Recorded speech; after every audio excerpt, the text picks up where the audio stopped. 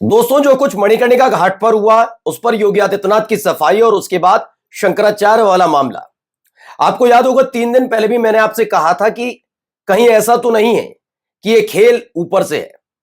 दरअसल जिस व्यक्ति की राजनीति धर्म के इर्द गिर्द घूमती हो, हिंदुत्व के इर्द गिर्द घूमती हो, और अगर उन्हीं के कार्यकाल में ये सब हो और वो खुलकर विरोध भी करने लगे शंकराचार्य का, तो इससे दो तरह के माहौल बनते हैं। एक तो कुर्सी पर खतरा तो मंडराता ही है, जिस कुर्सी पर बैठकर वो शंकराचार्य से शंकराचार्य होने का प्रमाण मांग रहे हैं, लेकिन इसके साथ साथ अगर हिंदू नाराज होता है तो हिंदू हृदय सम्राट वाली जो तमगा उपाधि मिल चुकी है वो भी छिन जाती है। तो क्या इसी पूरे मामले के जरिए योगी आदित्यनाथ के पॉलिटिकल करियर को चौपट करने की तैयारी है? आज मैं एक खबर दिखाने जा रहा हूं, ना मैं इधर की बात कर रहा ना मैं उधर की बात कर रहा हूं, लेकिन बीच की एक कहानी समझिएगा।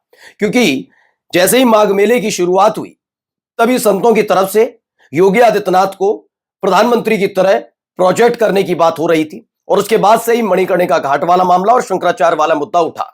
ये दोनों ही मुद्दे उठे और मैं इस पर कोई गुरेज नहीं करता कि दोनों ही मामलों पर योगी आदित्यनाथ ने उलझे हुए काम किए। मणिकर्णिका घाट में एआई वीडियो का नाम लेकर एफआईआर दर्ज कराना, एआई वीडियो है नहीं है इसका कोई तथ्य नहीं दिया। तो वहीं शंकराचार्य वाले मामले पर भी हठधर्मिता देखने को मिली, ये बात क्लियर है। लेकिन ये बात भी कहीं ना कहीं ध्यान देने वाली बात है कि अचानक से ये दो मामले, और वो भी सीधे हिंदुओं से जुड़े हुए, कैसे सामने आ गए। आज मैं आपको दिखाने जा रहा हूं कि अब बोल खुलने लगी है कि भारतीय जनता पार्टी के नेता ही शंकराचार्य के साथ खड़े नजर आ रहे हैं, और योगी आदित्यनाथ को न केवल अकेला छोड़ा है बल्कि खेल हो चुका है। नमस्कार, मैं हूं प्रज्वल गौतम और आप देख रहे हैं खबर चौक। मैं यहां क्योंकि शंकराचार्य के बारे में आप सब कुछ समझ ही रहे हैं, बटकों को पीटा, उसके बाद हठधर्मिता, सतुआ बाबा पर प्यार लुटाना, वो तलवारबाजी उनके शिष्य करते हुए पूरा इलाका घेर कर जा रहे हैं, तब किसी को कोई परेशानी नहीं, लेकिन एक पालकी जाने से बड़ी दिक्कत हो रही थी प्रशासन को। ये सारी चीजें हैं, ये सारी चीजें आप देख चुके हैं, मैं बताऊंगा तो कोई नई बात नहीं। लेकिन आज की जो नई कहानी है वो समझिए, और ये समझने के लिए फिर से आपको जाना पड़ेगा साल 2022 पर। साल 2022 में दोबारा से योगी आदित्यनाथ की सरकार तो बनती है, लेकिन उनमें से एक व्यक्ति चुनाव हार जाते हैं, नाम केशव प्रसाद मौर्य। मैं पूरी जिम्मेदारी के साथ कह रहा हूं कि उस समय चर्चाएं थी कि चुनाव केशव प्रसाद मौर्य हारे नहीं थे, हरवाए गए थे। दरअसल 2017 में योगी आदित्यनाथ मुख्यमंत्री बनेंगे, यह बाद में तय हुआ था। 17 से 22 तक योगी आदित्यनाथ मोदी शाह की छाया में ही सरकार चलाते रहे, यह बात भी क्लियर है। लेकिन 2022 के बाद जब दोबारा प्रचंड बहुमत योगी सरकार को मिला, उसके बाद योगी आदित्यनाथ ने तभी तय कर लिया था कि वो दिल्ली के इशारों पर कोई फैसला नहीं लेंगे। कई तरह के घटनाक्रम घटे, उनमें से एक केशव प्रसाद मौर्य का चुनाव हारना बड़ा चर्चा का विषय रहा। लेकिन दबाव डालकर आखिरकार 2022 में दोबारा से डिप्टी सीएम बन गए केशव प्रसाद मौर्य। कैसे भी किसने दबाव डाला ये आप समझ रहे हैं। ये जो कोल्ड वॉर थी जो शुरू हुई थी वो 2024 तक आते आते और बड़ी हो गई थी। 2024 में आप सबको पता है 2400 पार का नारा, 240 पर सिमट जाना, सबसे ज्यादा बुरी गर्त बीजेपी की उत्तर प्रदेश में होना। फिर चर्चा ये कि एक मीटिंग में मोदी, शाह, योगी और कई बड़े नेता भी मौजूद। योगी आदित्यनाथ के सामने प्रस्ताव, आप मुख्यमंत्री पद छोड़िए नैतिकता का हवाला देकर और मोदी कैबिनेट में मंत्री बन जाइए। योगी आदित्यनाथ का यह कहना, चर्चाएं थी उस समय, मना करना है कि मैंने कोई टिकट नहीं बांटे, मैं किसी भी कीमत पर कुर्सी नहीं छोड़ूंगा। और उसके बाद संगठन बड़ी सरकार या सरकार, इस पर केशव प्रसाद मौर्य वर्सेस योगी आदित्यनाथ हुआ। सबको पता था केशव के साथ मोदी, शाह, योगी आदित्यनाथ के साथ आरएसएस, ये जंग चलती रही। ये सब कुछ ऐसा लग रहा था सब खत्म हो गया, लेकिन मैंने तब भी कहा ये कभी खत्म नहीं हुआ। दरअसल एक बात क्लियर है कि मोदी और शाह के लिए कहा जाता है कि उनको अपनी दिए गए किसी भी आदेश की नाफरमानी पसंद नहीं है। अगर उन्होंने किसी से कहा कि आप मुख्यमंत्री बनेंगे तो आपको बनना होगा, मंत्री बनेंगे तो बनना होगा, और कह दिया छोड़ना है तो छोड़ना होगा। ये सबको पता है। हमने तो जगदीप धनखड़ साहब को भी देख लिया। अब असली मुद्दा जो निकल कर आया है वो जरा समझिए। दरअसल हुआ यह है कि ये बात दिल्ली में बैठे नेता समझ गए कि 27 से पहले किसी भी कीमत पर योगी आदित्यनाथ को कुर्सी से नहीं हटाया जा सकता। ये वो समझ गए। उन्होंने कहा हटाएंगे भी तो बीजेपी का बेड़ा गर्क होगा, ऐसे नहीं करते। तो क्या योगी आदित्यनाथ का पूरा पॉलिटिकल करियर चौपट करने की तैयारी है? क्योंकि सब जानते हैं योगी आदित्यनाथ की जो कार्यशैली है, बयान है, बोलने का तरीका है, वो सबका साथ सबका विकास टाइप का नहीं है।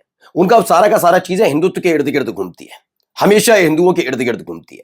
अब आप सुनिए, पहले मैं आपको सुनाने जा रहा हूं कि कहां खेला हो गया है। जहां एक तरफ योगी आदित्यनाथ की सरकार शंकराचार्य को नोटिस भेजती है, कहती है कि भाई आप शंकराचार्य है भी नहीं है। उसका जवाब दिया जाता है तो फिर कहते हैं कि आपके तंबू बंबू हम हटा देंगे, आपकी वजह से अव्यवस्था फैल रही थी, ये तमाम चीजें।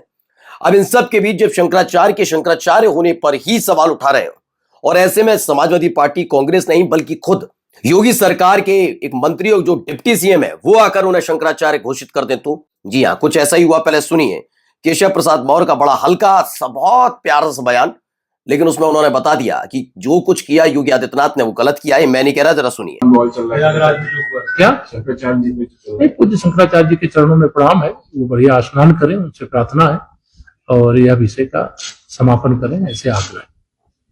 क्या शंकराचार्य जी नहीं, पूज्य शंकराचार्य जी के चरणों में प्रणाम है, वो बढ़िया स्नान करें, उनसे प्रार्थना है। तो केशव प्रसाद मौर्य कहते हैं श्री शंकराचार्य जी के चरणों में प्रणाम है। शंकराचार्य क्यों? अभी मुक्तेश्वरानंद कहते नहीं, इन्होंने शंकराचार्य कहा। यानी प्रशासन जो शंकराचार्य वाला नोटिस भेज रहा है उनको, वो जिसकी तरफ से भेजा जा रहा है वो गलत है। ये केशव प्रसाद मौर्य की तरफ से स्पष्ट कर दिया। उन्होंने कहा अब सब खत्म करें, स्नान करें अच्छे से, वो वाली बात है। यानी ये वही केशव प्रसाद मौर्य हैं जिन्होंने उसी प्रयागराज के माघ मेले में सतुआ बाबा वाले मामले पर डीएम को फटकार लगाई थी कि रोटियां सेकने के काम नहीं है आपका। वो बात अलग है कि 2 दिन बाद खुद योगी आदित्यनाथ पहुंच जाते हैं प्रयागराज और सतुआ बाबा के ही आश्रम में जाते हैं। यानी कोल्ड वॉर जो छिड़ी हुई थी वो ये है।